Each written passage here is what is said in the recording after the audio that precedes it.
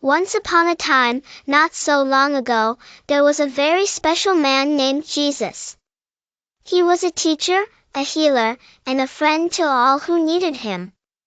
He spent his days helping the people and teaching them about kindness, love, and forgiveness. It had been a wonderful journey for Jesus and his disciples, who followed him everywhere.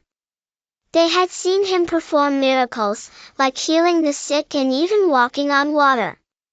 They listened closely as Jesus talked about the kingdom of heaven and how everyone could be part of it.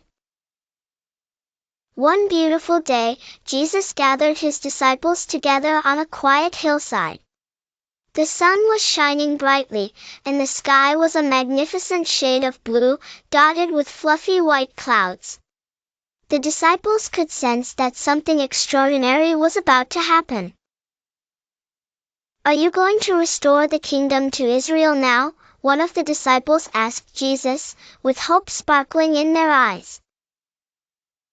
Patiently, Jesus replied, "It is not for you to know the times or the periods that the Father has set."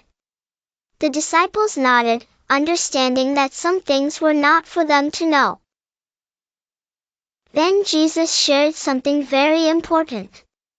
"You will receive power when the Holy Spirit comes upon you.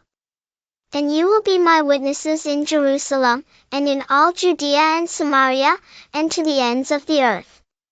As his words filled the air, something magical began to happen. Jesus slowly rose from the ground, higher and higher into the sky. The disciples watched in awe as Jesus ascended into the clouds. Their hearts were filled with a mix of emotions, joy, wonder, and a little bit of sadness. But none could take their eyes off Jesus. Just then, two men dressed in shimmering white robes appeared beside them. They said, "Men of Galilee, why do you stand looking into the sky? This Jesus, who has been taken up into heaven in your presence, will come back in the same way you have seen him go." The disciples were filled with hope, comforted knowing that they would see Jesus again one day.